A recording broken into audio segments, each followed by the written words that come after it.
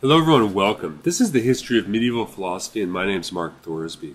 In this video we're going to be looking at Thomas Aquinas, a giant philosopher of the Middle Ages. And in particular we'll be looking at one of his earlier works on being and essence. And as you can tell from the title, the discussion of this book will be the question of what essence is. And there's some classic distinctions in philosophy that are worth recognizing here that we're going to be talking about. And those include, for instance, the difference between existence and essence. Think of the existence as always referring to that something is, and think of the essence as referring to what something is. So if you're asked a question of what something is, the answer you get typically is going to signify the essence of a thing in some way or another. But we're going to see that the big distinction and discussion is really the question of being. And so oftentimes we're talking about essence versus existence, but here we see Aquinas, or at least the translators, really drawing from a distinction of being. And the reason that's important is because we're going to see that while most times we might think of existence as referring to material being, Aquinas is interested in thinking about being in its most metaphysical sense. So let's go ahead and get started. You can see there's a lot of things we could talk about in this. There are a lot of the different things we could talk about, but Aquinas himself begins by noticing that there's a slight error, that when we have a slight error in our reasoning, it can always turn into a large problem at the end of the day. And in particular, he's thinking of the way in which both Aristotle and Avicenna think about what an essence is and its relationship to being.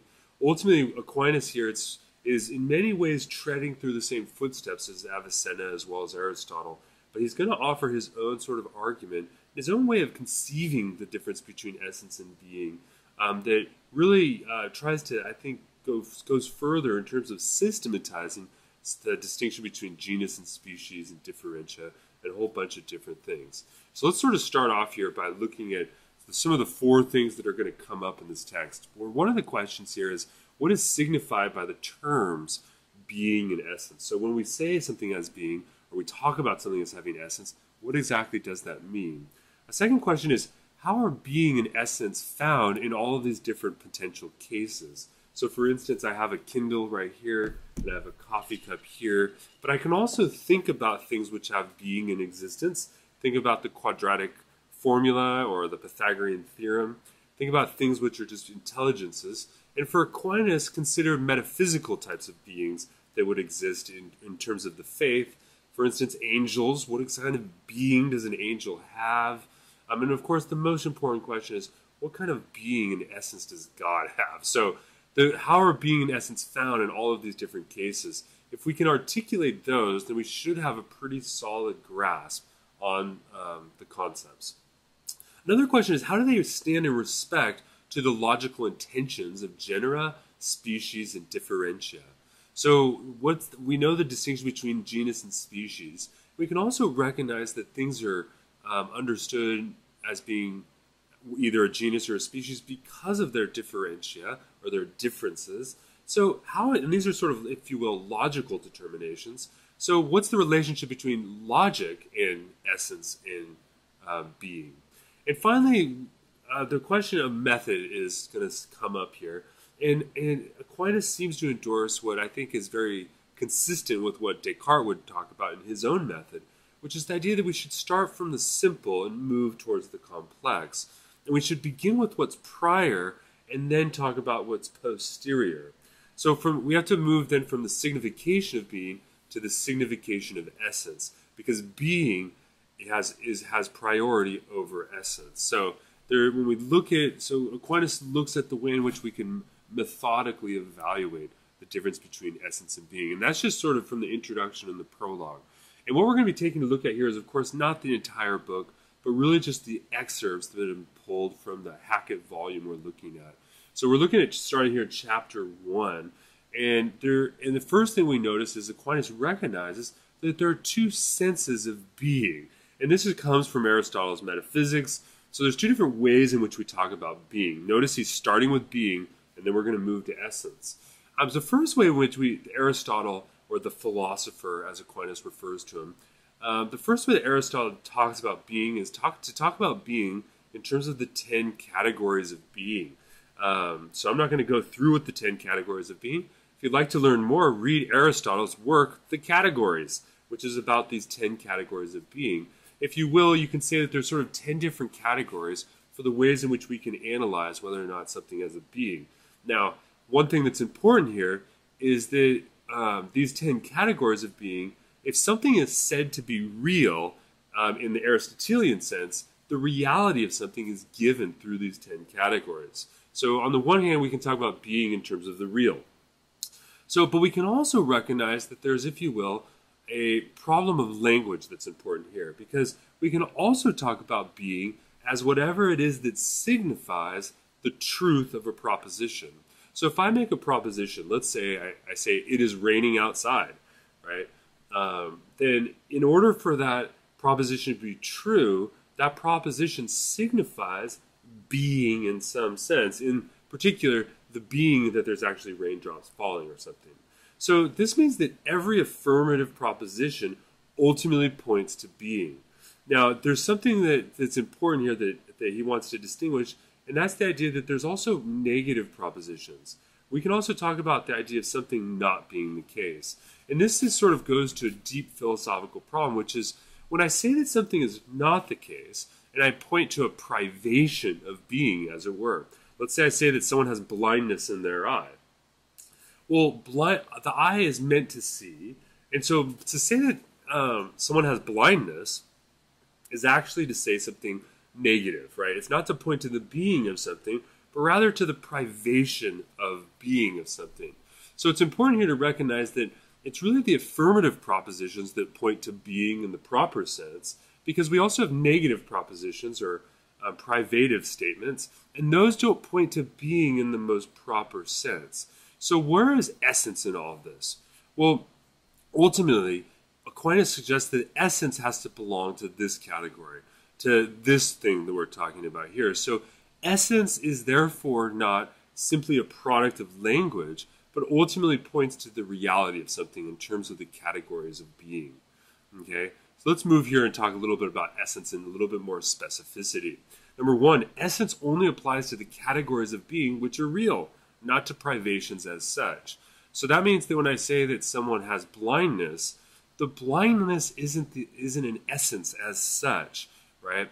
Only a positive statement can point to the real, because blindness is in a certain way not real. It is a real condition, but it's a condition, it's a privated condition, right? It's the idea that someone does not see, or that their eyes do not function with light correctly, or at least in the way that everyone else's eyes do. Number two is that the 10 categories of being therefore apply to essence. So therefore, 3, essence, quote, signifies something that's common to all natures through which various beings are organized into various species and various genera, as humanity is the essence of man. So notice here, this says the 10 categories of being for Aristotle apply to all things which are real, or that is, anything that's real can be broken down into, you can break down or conceptualize and understand the reality of something in 10 different ways, right? In terms of its form, in terms of its matter, in terms of its location, its position, and so on and so forth, right? These 10 categories, but these 10 categories all apply to nature. So that means that essence is pointing ultimately to something natural. Now we get this sort of interesting thing here, is what we have to say is that what is the difference between a species and a genus? Notice that, for instance, what he's going to say is that, so for instance, let's say that the species is man and the genus is animal, right? So any animal, humanity is an animal, but not every animal is its species. So humanity is the species of the genus of animal, right? Or mammal or something like that. And notice that the species genus differentiate here, what it does is it gives me the definition of something. And what the definition does is it points to the essence of something, but the essence refers to the quiddity, that's the sort of medieval term that gets used, but it's the whatness of something. Now what's important here is that the definition points to the essence. The essence is rather something that's natural. It refers to the nature of something. So we might say that essence is, if you will, a metaphysical category, whereas definition is merely a verbal category, or at least that's how I'm going to understand this. So what we can say is that how is it that we recognize the essence of something? Well, one of the important things here, and forgive me as I take a drink, essence is also given by the form of something. So you can see that I can look at this object here, this picture of an object, and say that this object is a sphere. Now, how do I know that it's a sphere? Well, what I do is I recognize it has a certain form, a certain structure, a certain shape, and that structure tells me I can identify, for instance, a genus species if I want, but that essence is really with the quiddity. It's the whatness of a thing. This thing here is a sphere, and this over here is a block, if you will, and so on and so forth, right? What Aquinas says is that nature is said to be all that the intellect can grasp in any way, for a thing is only intelligible through its definition and essence. So what's important here is that when we talk about the nature of something, that is to talk about what can be grasped by the intellect about that intelligible thing. And here he quotes Aristotle, where Aristotle says that every substance is nature. And this comes from Metaphysics 5. So one of the things that Aquinas is doing, quite indicative of the scholastic period in which he's writing, is that he's constantly quoting Aristotle as well as other thinkers, right? So he wants to. So part of what he's doing here is, one, to help clarify our understanding of Aristotelian philosophy, but what he's also doing is he's helping us understand some of the points that Aristotle may not have fully clarified. So here's the problem, or what is the problem rather, is it looks like there's two different senses of essence. On the one hand, we talk about essence as the nature of something, and it's taken to refer to the essence via the proper operation of a thing. So think of the eye seeing, for instance. But on the other hand, the essence refers to the definition of something, and these don't necessarily have to always be the same. So for Aquinas, the problem is that Aristotle doesn't actually seem to be consistent in terms of the way he talks about what an essence is. So like all good philosophers, what Aquinas is doing here is he's helping us understand Aristotle's view, but also understand how it's deficient, and how he, the brilliant thinker here, can actually enable us to understand it in a consistent way. So that's going to be sort of the goal of this book, or the beginning problem here, is to make sense of how an essence, on the one hand, refers to the nature of something. So the eye, in its essence, is what sees. But we can also talk about the eye being a definition. So the eye is the organ of the body, which enables one to perceive sight. So we have a nature versus we have a definition. How does essence fit both of these? So this sort of brings us to chapter 2, right? And here we see is that the first thing is that when we talk about being is primarily and unqualifiedly said of substances. So what's a substance? Let's just say that a substance, the term that would be translated if we were to pull from Aristotle's metaphysics, the term would say any being, so any entity that exists. So anything is a substance, let's say. Anything that exists that you encounter or perceive in the world. So for instance, that includes objects like the Kindle, it includes your computer, it includes the glass of water, but it also importantly includes other types of things which exist. Think of the Pythagorean theorem. Think about, for instance, formulas in mathematics. Those also exist. But notice that they seem to be a very different type of substance. The most proper sort of substance that we think of is a substance that is known in its sort of, where we encounter it as an entity. But we can also talk about being in another sense. So being is always referred, anything that has substance or is a substance, an entity, must have being. But secondarily, we also recognize that the accidents of things also have being, right? So for instance, this is, let's use a book here. So here's a book by Edmund Husserl, The Crisis of the European Sciences and Transcendental Phenomenology. Light reading, that's a joke, right? So here's a book, right? Now notice that to say that this is a book is to refer to it being a certain type of being, and it has a certain type of essence. That's what it is. It's a book. But notice that it has other features which are not necessarily essential to it, but rather accidental. Take, for instance, the cover, right? Or maybe, for instance, the size of the book. These are just accidental features because I can get this same book. In fact, I have this same book in a different edition, and it's a different size, it's a different color, and so on and so forth. So something which has, when we talk about a substance, obviously we say it has being, but we also recognize that the accidents of things also have being, but in a qualified sense. Remember, ultimately what we're trying to figure out is what an essence is and how it relates. And something is essential, but a being which has substance has its essence, but it also has accidental features. So for instance, I am here and I have brown hair. I'm a man, and so you can say that's my essence. But the fact that I have brown hair is just an accidental feature. It's not essential for me to have brown hair, or even hair at all in order to be human. So you can see here is that how do we recognize the difference here? Well, what we're going to see is that the substance is what enables us to recognize the essence of something, and the accidents, well, they kind of have being, right? They kind of do. Now, so there's different types of substances that Aquinas distinguishes. You have simple substances on the one hand, and you have composite substances on the other. Almost entirely, we just encounter composite substances within our perception of reality, right? So the book is made up of pages, and so it's a composite substance. It's made up of atoms and so on and so forth. So what exactly is a simple substance? Well, we're going to see a simple substance is any substance that has no parts. It is merely a substance that just has its wholeness. And so, of course, God is going to be a simple substance. Okay? Now, both simple and composite substances have essence, right? But there is a difference. What we can say is that the essence of something is more, Aquinas says, is truer and nobler in simple things rather than composite things. Well, why is that? Well, if I take the book, which is a composite substance, I can break it down into pages. And those pages also have essence, the essence of what a page is, and so on and so forth. And then the pages have letters, and the letters have essences, and so on and so forth. So you can see that a simple substance, a substance that has no parts, is an essence that's sort of fulfilled, if you will, or if you will, it's a complete sort of substance. So that's going to be sort of an important feature. One thing we can say is, so let's talk about composite substances, particularly since composite substances are the substances we primarily encounter within the world.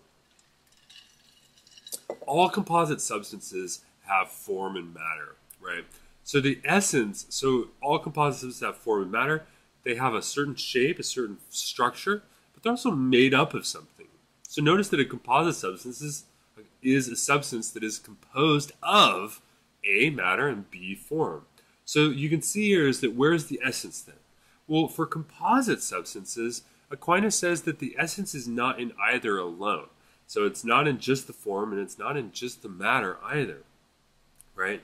Why is that? Because you can't have the form without the matter, and you can't have matter without the form, which means that the essence requires the necessary condition that both the form and the matter be present in order for the essence to be known. So let's read here what the claim is here that I pulled from the text, right? It's basically the idea that the essence cannot be in the matter alone because, quote, a thing is knowable and it's ordered in species and genus through its essence, and matter is unknowable by itself. So this is sort of an important thing. It can't be in the matter alone because ultimately matter itself is unknown unless it's in form, but once it has form, then it's not just matter by itself. But neither is the essence in the form. Why? Well, this is because the essence is signified through a definition. And the definition of natural substances also always contains matter and not just the form. So anytime I try to give a definition, that definition, if it's a definition of something that's in nature, must also contain matter, which means that the form requires the matter and the matter requires the form. So the essence of a composite substance must be given within both, right? It refers to the compound of matter and form. So this seems, if you're familiar with Aristotle's metaphysics, this should seem straightforward to you, right? Now, there is something important here to recognize. There are two different senses of matter. Now, the first is matter just taken as matter. And I am somewhat, maybe incorrectly referring to this as prime matter, which is something that Aristotle talks about. I should note that Aquinas does not use that term, not in this text, but matter as matter. So something which is just matter, which has no form in itself. And so here I'm trying to signify that, not really, because you can't actually signify matter in its pure matterness, right? Why? Because I only recognize matter when it's informed and it has shapes. So here's a picture of a ball, right? And this is what what Aquinas will call signate matter. Signate matter. Now, signate matter, now you can notice that the root word of signate matter is sign. So signate matter is the way in which I recognize the sign of matter. In other words, what we're talking about is matter when it's individuated under definite dimensions. So when matter exists in space as a form, it's signate matter, which means that I can recognize it as being something. So notice here, matter as matter versus matter when it becomes the sign of something else. In this case, the sign of a ball versus here, just nothingness, right? Let's see here. Let's make sure we... Okay, yeah, that's right. So now we're on chapter 3. Sorry about that. So here's the next question. What are the essences of a genus and a species? By the way, notice that what we're doing with Aquinas here is we're slowly building up clarification regarding the distinction of matter and form and substance, ultimately to help us understand what essence is, and ultimately to understand how essence points to being. So keep in mind the general structure. Here what we're looking at in chapter 3 is the way in which these logical relations, species and genus, how that captures essence, right, versus being. So the first thing here is to notice that we can talk about individuals. So my name is Mark Thorsby. I'm an individual, right? Now I'm a member of a species. My species is humanity, right? Or if you will, Homo sapiens, right? And as a member of that species, my species falls under a larger genus, right? That genus in physiological or in sort of zoological terms here would be the genus of Homo, right? The Homo genus. So Homo sapiens, sapiens the species, and Homo is the genus. Or you might say, if I'm Mark Thorsby and my species is humanity, then my genus is mammals, right? Or animals, right? Mammal animals, let's say, mammalians. So you can say that means that I'm a mammalian, I'm a part of humanity, but I'm an individual. Okay, so it's important to recognize when we're talking about individual things, we're talking about individuals. The species is rather the collection of individuals that all have or participate or claim the same essence, right? So I'm in humanity, you're in humanity, your sister, your brother, your mother, your father, all of these people are members of humanity, and humanity has an essence, right? And so do animals and mammals and so on and so forth. What we can recognize is that from the individual perspective, the species always gives us a further determination than the genus. So we can say is that the genus is less determinate of a logical relation, and the species is more determinate, right? But that ultimately what we recognize between the two is a constitutive difference. And what that constitutive difference is, it's a difference of form ultimately. So the way, think about here how you recognize that another person is a member of humanity, that they're a human being. Well, you recognize them as being a member of the human race because of their form, because of the shape of their body, essentially, and the way in which they engage in the world, right? There's distinctive features humans have. They have arms, they have legs, but they also have reasoning and so on and so forth. Whereas, for instance, animals, right, have a less determined, we recognize the difference between humans and animals because they have a difference in form. So I'm going to pause for just a moment. As you just saw, my computer's about to die, so I need to plug in. So let's pause the video for just a minute, and then we're going to jump right in to this passage here. Okay, so let's take a look at this quote of Aquinas. He says, hence the basis is apparent for the analogy between genus, species, and differentia on the one hand, and matter, form, and the composite in nature on the other, even though the latter are not the same as the former.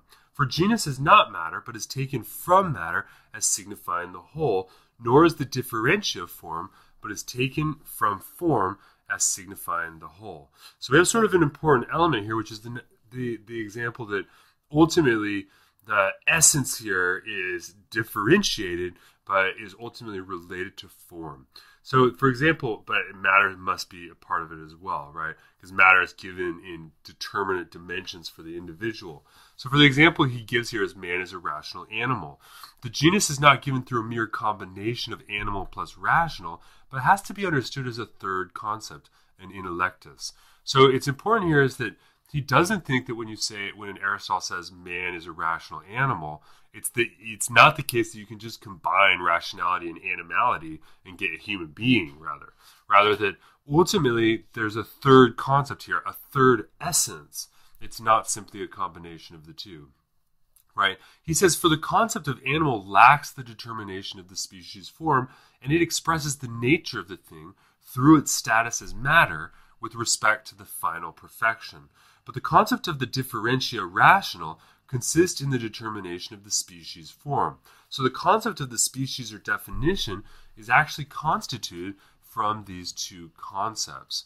Now, here let's talk a little bit about the difference between individuals and species. The individual cannot determine the species you can't determine the species from the individual alone, right? You have to look at multiple individuals. So the species, in the same way, cannot determine the genus you can't determine the genus from the species alone. So put it this way. If all I have are individuals, there's no way I could figure out what species that individual is a part of. And if all I had were members of the species, I couldn't figure out what the genus ultimately was. Because here what we recognize is that the species, for instance, is actually a third concept, not simply a synthetic concept of the genus or something abstracted from the genus. Think of it as sort of like Russian dolls, right? You have the individual here, you have the species, and you have the genus. But if you just have the second doll, you don't know what the third doll would be. But he says whatever is in the individual must be in the species indeterminately. And whatever is in the species must be in the genus in the same sort of indeterminate manner. So let's take an example. You have man versus humanity. So man is the individual signate matter, right? Where humanity refers to the species, which is given through the common form of all of the individuals. Take a look at what Aquinas says here. And so it is apparent that the term man and the term humanity each signify the essence of man, but they do so in different ways, as has been said. For the term man signifies it as a whole, in that it does not explicitly involve the determination of matter, but contains that implicitly and indistinctly, just as the genus was said to contain the differentia. Hence the term man is predicated of individuals, but the term humanity signifies the essence as a part, since it alone contains in its signification what belongs to man as man. So that means that so I'm a man, and what's essentially man about me is namely whatever essence is of humanity, right? So whatever the essence of humanity is ultimately what is essential for me to be a human. But ultimately, as an individual man, I have accidental features which don't correspond to that larger species. I hope that makes sense. I know it's complex here, as particularly the way in which Aquinas, it's very sort of sophisticated conceptual discussion that he's undergoing here, and it can be quite difficult. But the other thing we have to do, though, is what we now need to do is clarify how the essence relates to the species of the genus and the differentia in a little bit more concrete terms, right? When we talk about the species and the genus and the differentia, keep in mind these are logical relations. What we recognize is that, quote, it's impossible for the characteristic of a universal, namely genus or species, to pertain to the essence that's signified as a part, as by the term humanity or animality. So notice here is that he's linking a common problem, which we talked about previously, and this is the problem of universals. Now, we're not getting into the problem of universals in this book, but here it's important to recognize that since the genus and the species and the essence of, put it this way, since the essence of the species refers to the part of the essence of the genus, then that means that they lack a sort of universal dimension. In other words, the species and the genus can't relate to the essence of a thing existing outside of the singular entity itself. So what you have here is a sort of anti-Platonism.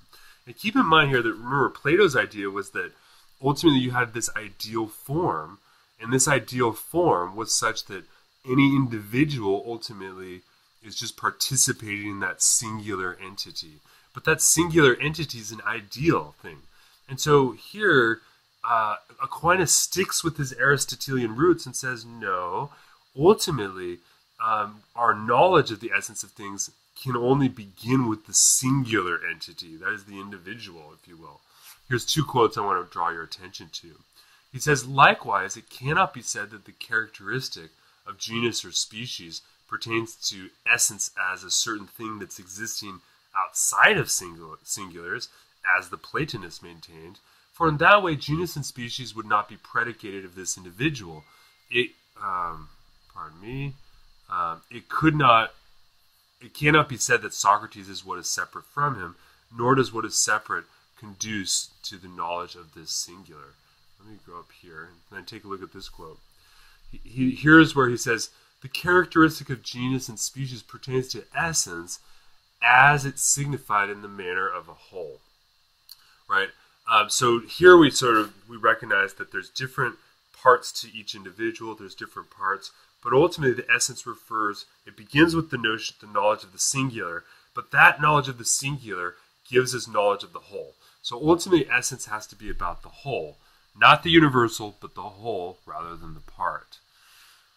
So how are we going to regard essence? Well, we can recognize here is what we call is that on the one hand, we can talk about the absolute regard of an essence, and this is to talk about the essence of something according to its own nature. So nothing is true, but what pertains to it in just such a way. For example, here we're talking about man as man, or talking about the idea that humans are rational, or that they have other qualities. Think about Plato tried to define human beings as a two-legged animal without feathers and reason. So, for instance, there's these sort of essentialist definitions, but this is a way in which where we try to regard the essence or the whatness of something in its absolute sense. So we're not talking about skin color, for instance, and here he actually gives the example of skin color and says, for instance, if we say that Socrates is white, that has nothing to do with the absolute regard of the essence of humanity or the absolute whatness of a person. But we can look to what we call the relative regard to things, and to be clear, Aquinas doesn't use that term, but it seems appropriate. But it's really where we take a look at the accidental features. So here's where we talk about the essence has being in this or that one. So things in this way get predicated as accidents. So we can say Socrates is white, for instance, or you can say Othello is black, for instance. But there we have a relative regard. It's only relatively the case that you might say that there's an essence to someone being black or white. So what you can see Aquinas is doing here is he's starting to unfurl the more technical ways in which we talk about the whatness of things and the way that whatness regards to being. So, quote, the status of a species attaches to human nature according to the being it has in the intellect. For human nature has being in the intellect abstracted from everything individuating. So notice here is that how do I get the notion of the status of species, of human nature? How do I get the concept of humanity?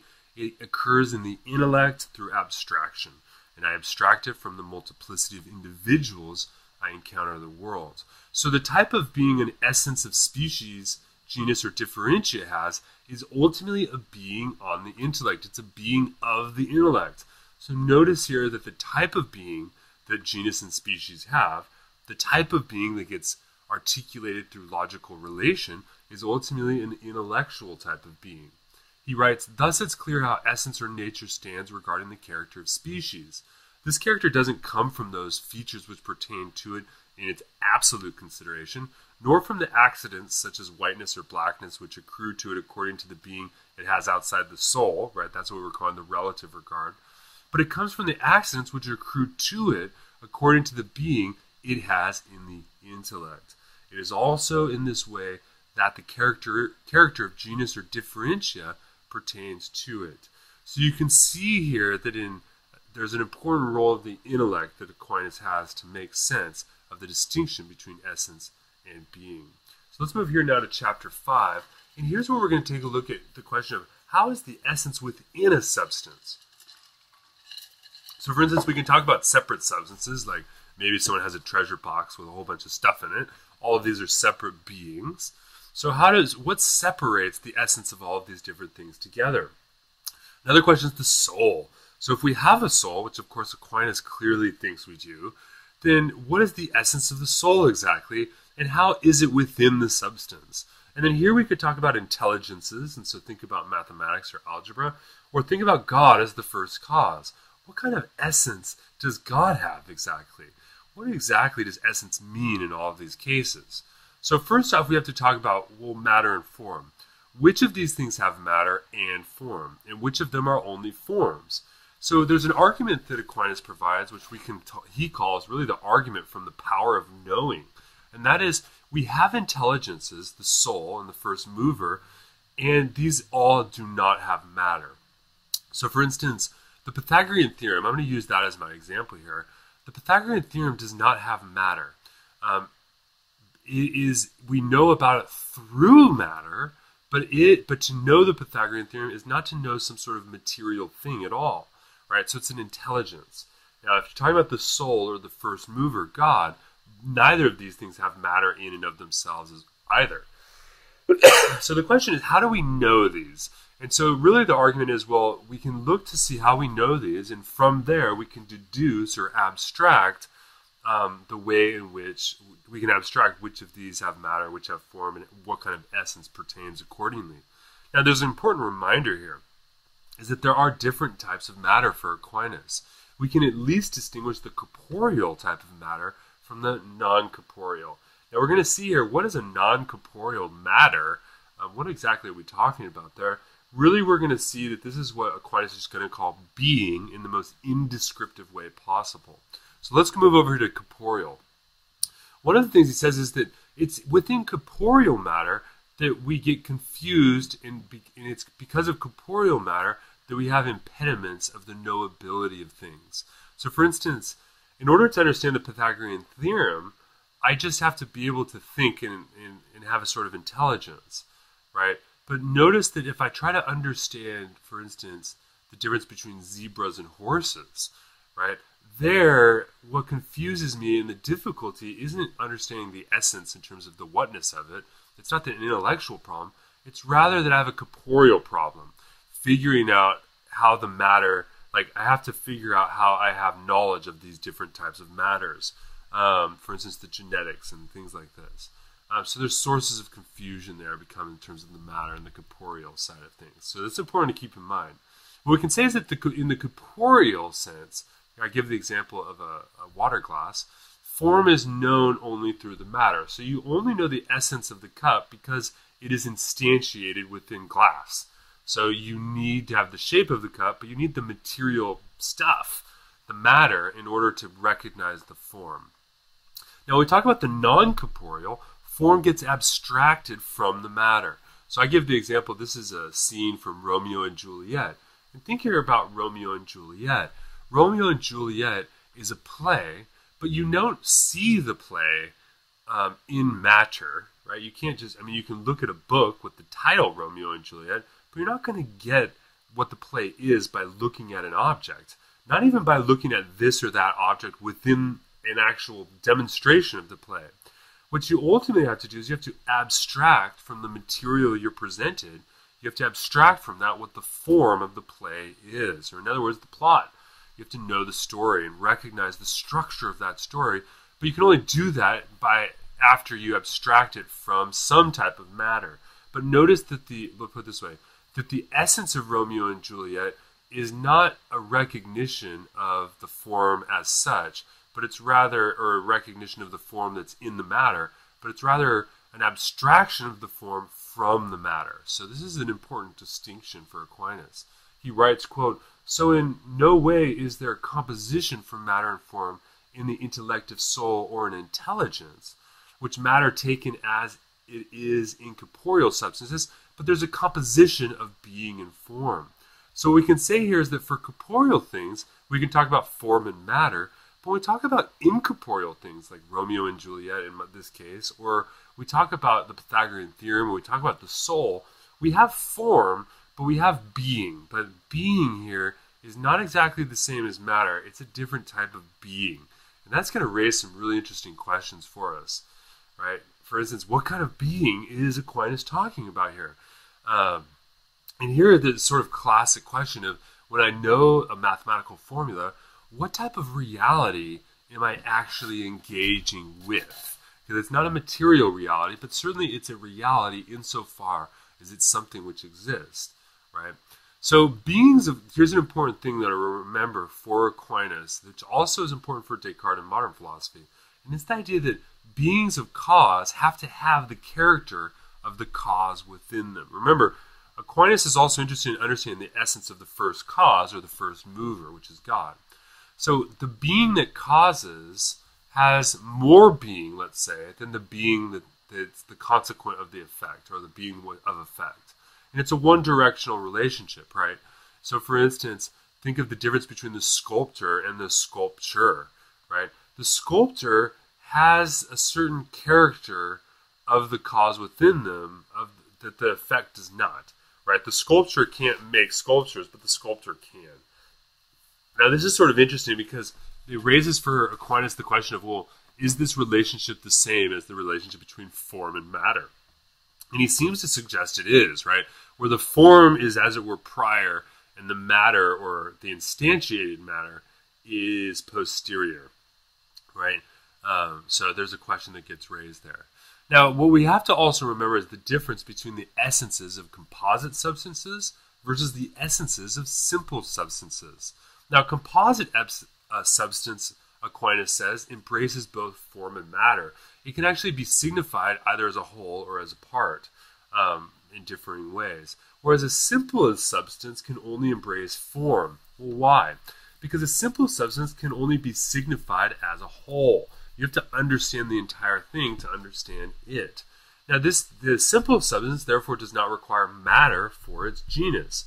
It actually and therefore, it is a type of intelligence. So what we see here is that an intelligence is really a type of simple substance for Aquinas. Now, it's not the most simple substance, because ultimately we're going to see that for Aquinas, simple substances are still composed of actuality and potentiality. So they have a sort of metaphysical composition, if you will. Let's go back to this. Let's say where there is no matter but only form, there are as many species as there are individuals. And so the example here I'm going to give is angels. We'll ignore here the question about whether or not angels really exist, and just take it with Aquinas that they do. The problem is angels don't have material bodies, right? They're spiritual beings.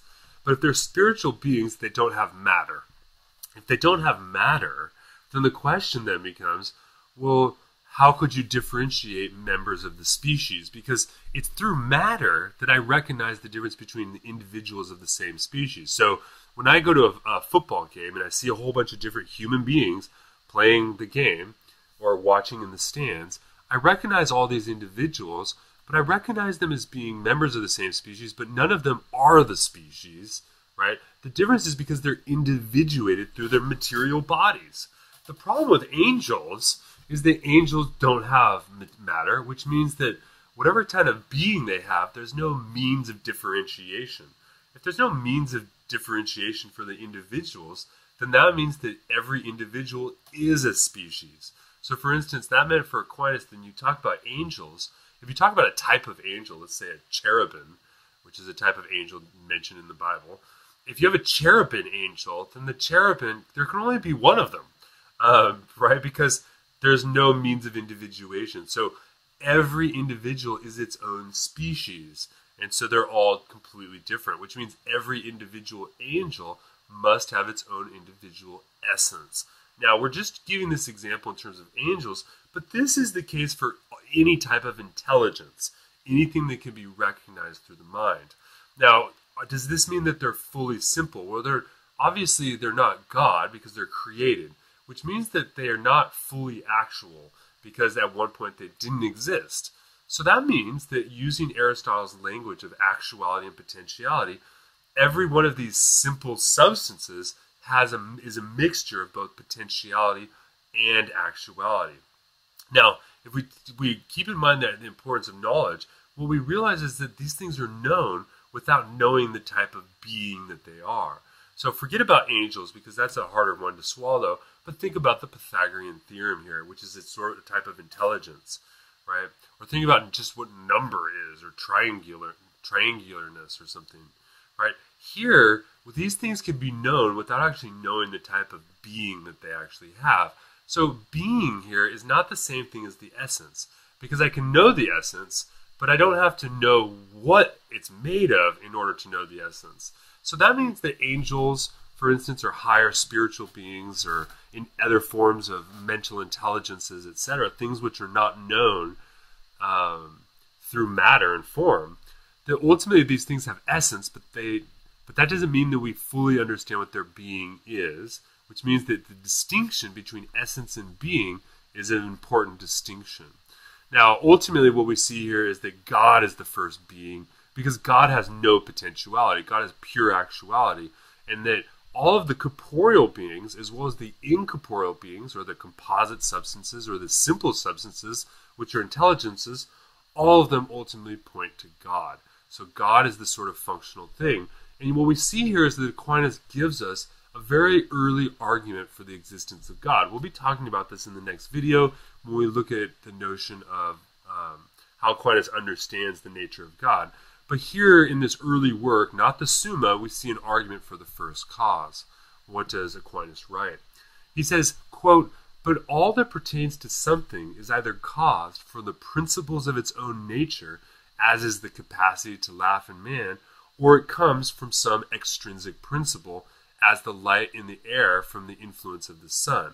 Right? So that means that whenever something is caused, it either is caused by its own nature, or, like for instance, the ability to laugh, that comes from a human being, or it comes from something outside of itself, like the sun light is caused from the sun.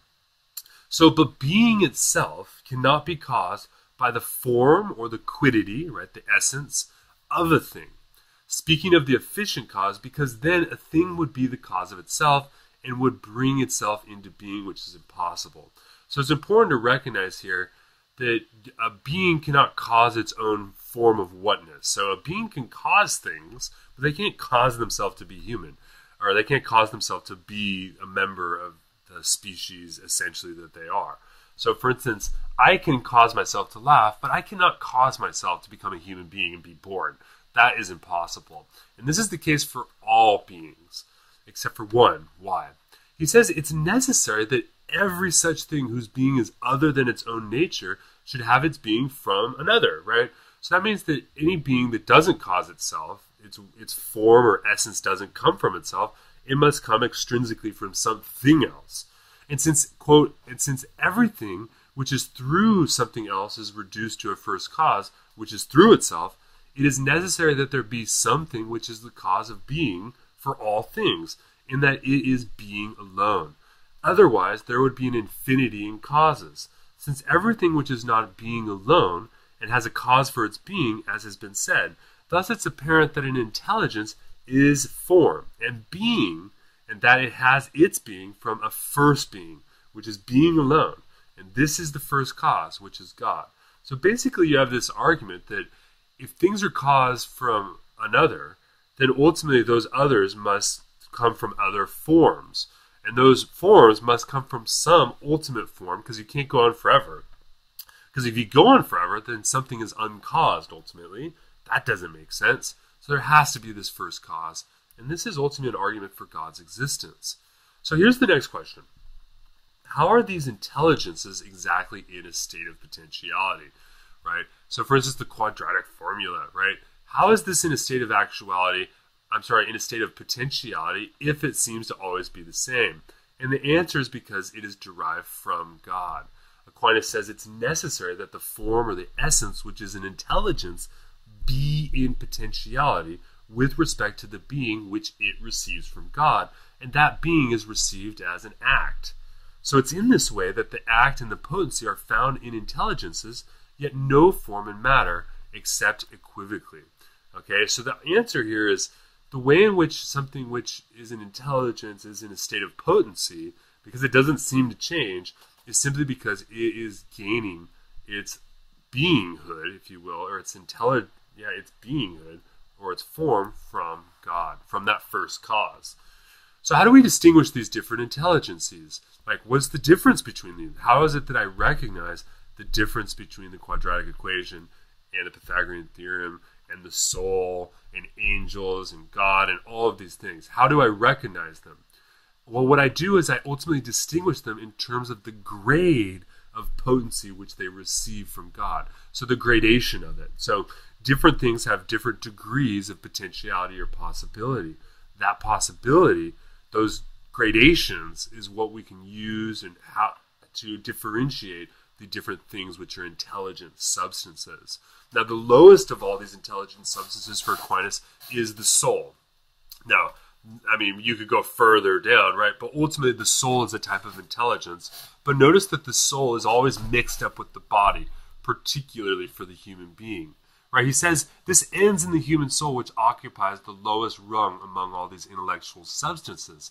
Now, why is the soul an intellectual substance? Well, keep in mind here that it's through the soul that I gain knowledge of intellectual substances.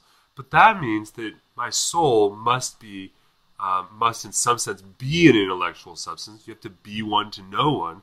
Take a look at Plato's argument in the Phaedo regarding the immortality of the soul here, right?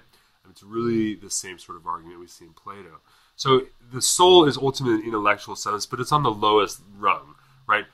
Why? Well, because it's ultimately mixed up with the body, right? Whence the possible intellect is disposed to knowable forms in the way that prime matter, which occupies the lowest rung in sensible being, is to sensible forms, as the commentator says, and that's in Avicenna in Book 3 of De Anima. So the philosopher compares it to a blank slate on which nothing is written. And because it has more potentiality than other substances that are capable of knowledge, it performs in such proximity to material beings that a material thing is drawn to participate in its being. So from the soul and the body, there results one being and one composition, or one composite. However much that being is belonging to the soul is not dependent on the body. And after this form, which is the soul, other forms are found having more of potentiality and closer to matter, so much so that they do not have being without matter, and so on and so forth, right? So what we see here is really an articulation from Aquinas' term of what is known as the great chain of being. Right, except the difference here is we talked about the great chain of being when we looked at Augustine's work, right, where you have God at the top and then angels and then men and then ultimately for the classic neo-philosophers, women, but I don't think that's right.